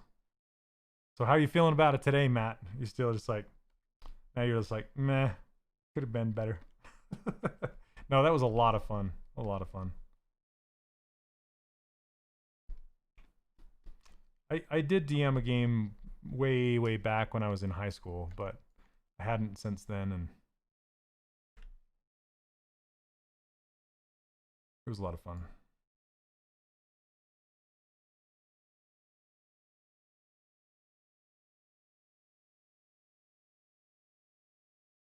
Okay, I gotta arrange these fingers.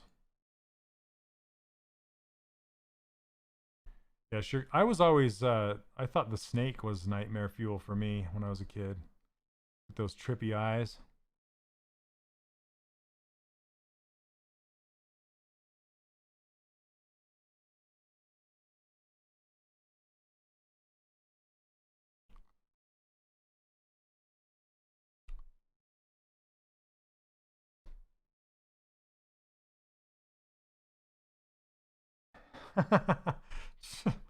Thanks, Matt.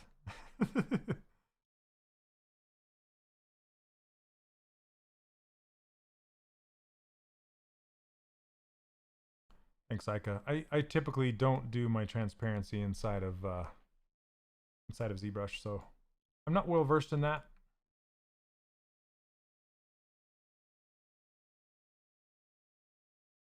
Okay. I am gonna give him 4 fingers. Any new games? I'm actually really excited for the remake of Tony Hawk 1 and 2. And then Horizon Zero Dawn for PlayStation 5. Excited for that one.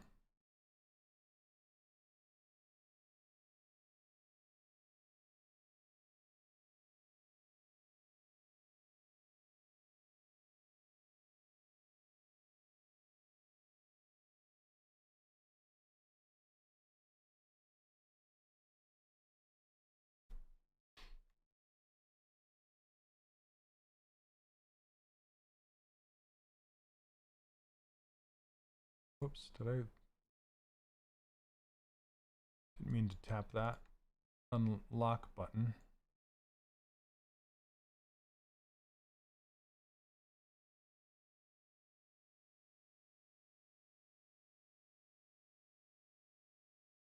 Oh yeah. So Paul Gabry, he works for Pixologic. He's another streamer on here, and if you want to know a lot of high tech stuff, watch his stream. Really good. He's super. He's probably, besides the guy who wrote ZBrush or the guys that wrote ZBrush, he's probably the most knowledgeable about ZBrush. Him and Joseph Drust, in my opinion.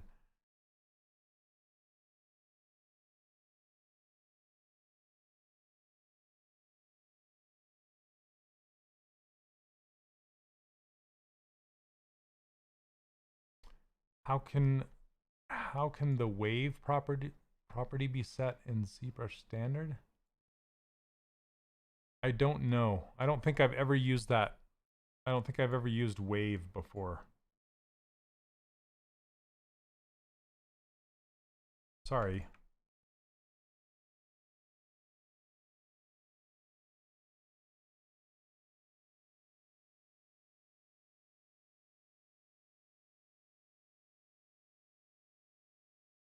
C is for city. Bonjour.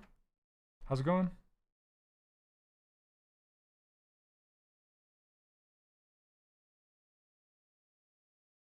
Bend all these back just a little bit.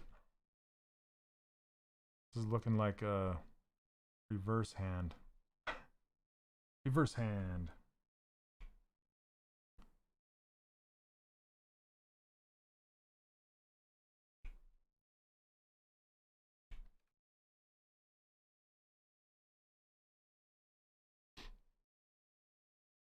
Okay.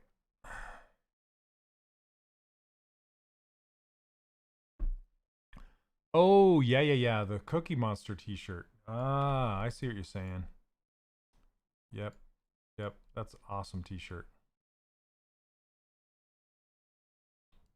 So I have to say, Matt's been a really good friend of mine for a long time, and he's an amazing artist, not just 2D but 3D as well. And he does t-shirts for T-Shirt Woot. And yeah, that Cookie Monster is one of them. It's like Cookie Monster as Godzilla. It's awesome. Hey Brian, yeah, you like it? When you say it's interesting, does that mean you like it, or that could mean interesting? Could mean several things.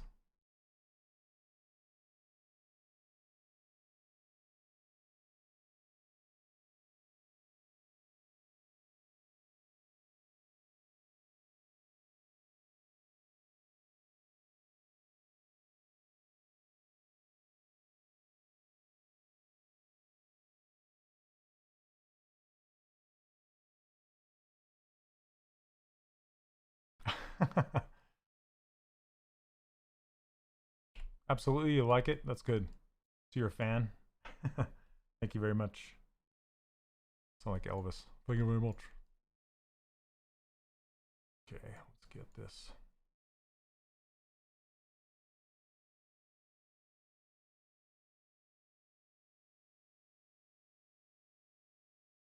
Awesome stuff. That said, Scott has been able to convince me to render Blender now. Nice. Which you should. Okay, you should.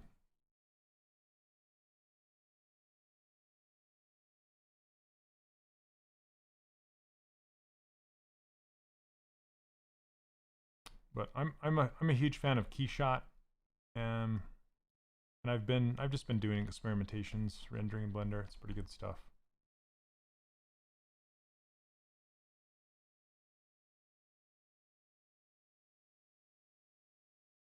Oh, sorry, I gotta stretch. Oh, goodness. Ugh. Okay. Back in action.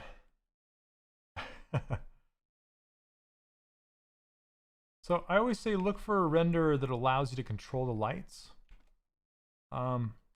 Sometimes I like Keyshot because you can make objects into lights, so you can harness the shape of that object to cast the light, which is cool.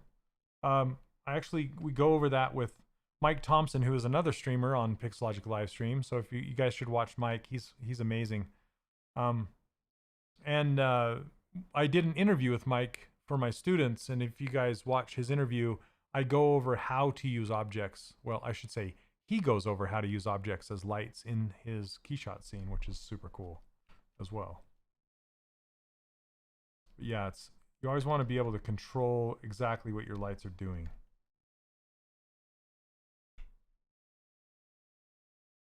Hey man, I'm going to be making one soon with Scott, so keep an eye out for that one. That's my next focus.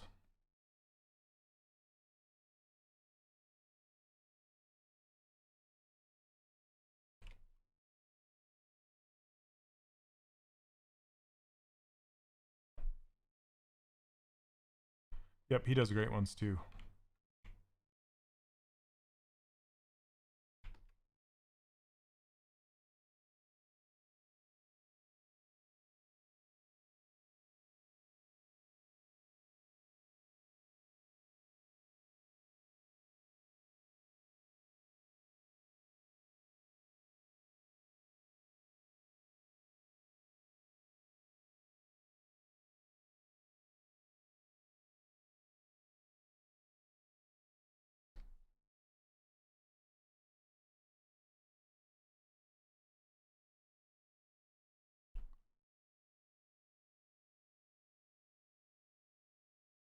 Okay.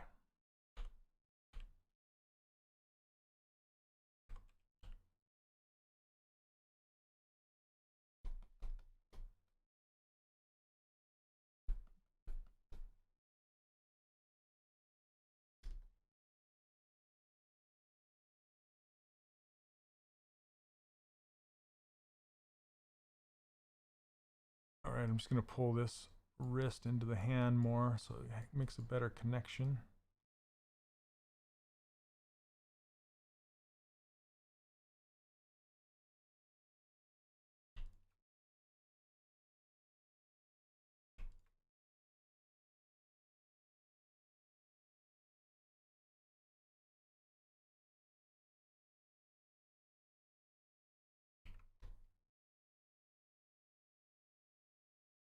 I kind of want that little wrist hook. Maybe I'm trying to decide if I want to keep that or make it straight. I think straight looks better.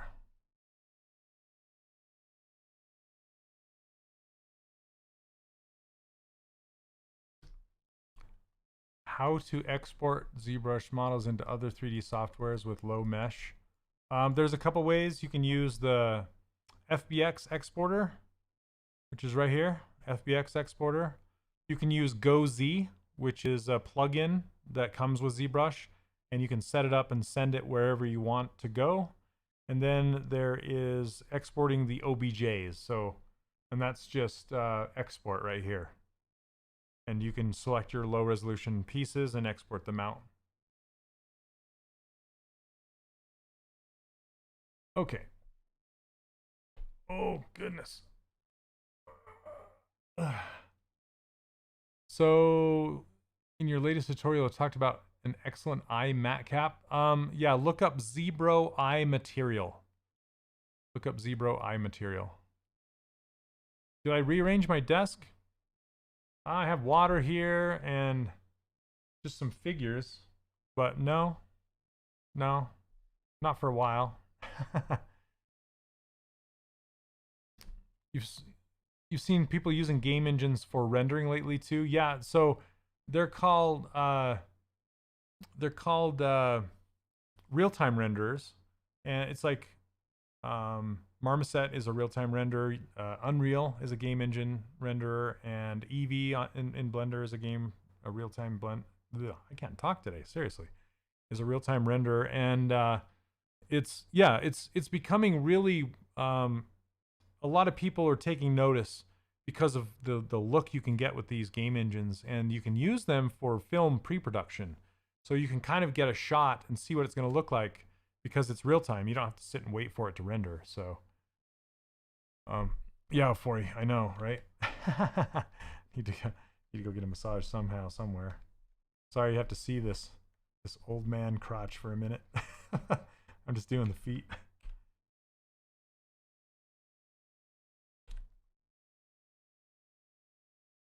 There we go. Real Steven. That needs a rim shot.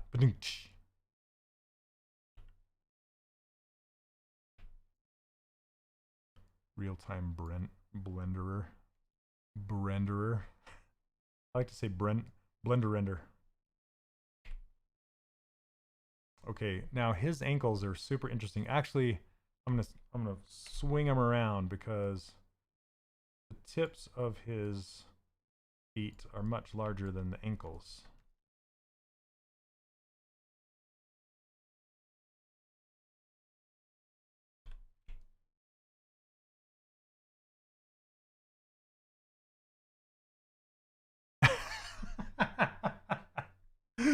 Oh, ninja. Oh man, that was funny. Thank you. I needed that. And demonetized. Old man up shorts.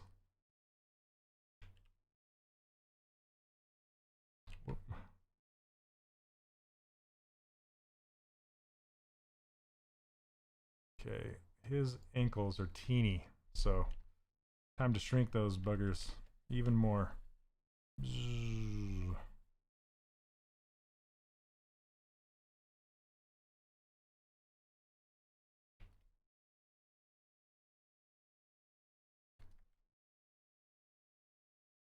The average poly, I have no idea on a PS5, honestly. I would say main characters would be in the neighborhood of, if I were to guess, anywhere from, it depends on how close to the camera they're going to be too, but anywhere from 30 to 60,000, something like that. I have no, I'm just throwing out a stupid number. I don't know really.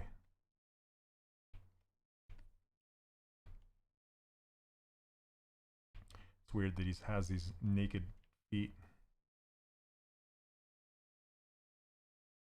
That's why. I drew the feet on, but I had the arms selected. It looks easy when I do it. Thank you so much. You know, I have to say something about that really quick though. It's 2 o'clock. I'm done streaming for today, but kind of as a parting bit of advice to you guys, I was talking about this to some of my students the other day. Now, don't be intimidated by how fast I make these characters, please, and don't get frustrated that you can't make them as fast. Think about watching your favorite musician or guitarist like Eddie Van Halen. I'm not comparing myself to Eddie Van Halen by any stretch, but just as an idea, when you see somebody like the Edge from U2 or something play the guitar and he makes it look so easy. He's just like, or whatever, you know. You have to think about how long he's been doing this, how long it's taken him to get to that location in his life and his skill set and his level. And that's kind of the same.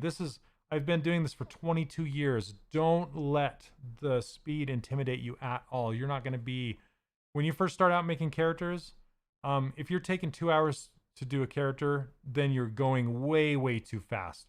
Slow down, quality over speed. Okay. Make sure your model is looking good no matter how long it takes you. Okay. You're just trying to build your skill up again. So, anyway, the guitar. So, Pradeep, it depends on the character and how detailed it is. This has been two sessions so far, so 4 hours, and I have the feet left. I'm kind of getting there, but yeah, just don't look at me like you're watching some guitarist play a crazy riff and just go, why can't I play that? You know? Well, you have to practice. You have to get better first. You have to learn how to do it first. You can't just go, hey, I'm going to be a guitarist today and figure out how to do it, you know, that quick. So yeah, like Bob Ross says, it took 20 years and 20 minutes. So it took me 22 years and 4 hours, right? So there you go. All right, you guys. Amani, like what why are samples not included in ZBrush Core? Because ZBrush Core is ZBrush Core. It's a limited version of ZBrush that does not contain everything. So, all right, you guys, thank you very much for hanging out with me today. Take care. And one last shout out to all of you students in here and all the support that you're giving the course. And I just want to let you know that you can grab these brushes, user interface, and the ruler file for free over on my website, 3dcharacterworkshop.com. And I'm running a promotion. I just barely released Character Workshop 1.5. It's been over 3 years since that course has been out. I have over 1,500 students, a lot of students in there, a lot of support, great community in there. And so I advise you to join us, get in there, and I have a 20% discount going on right now. So go check it out. All right, guys, take care, have fun, and we'll see you next Monday. All right, happy sculpting. Bye.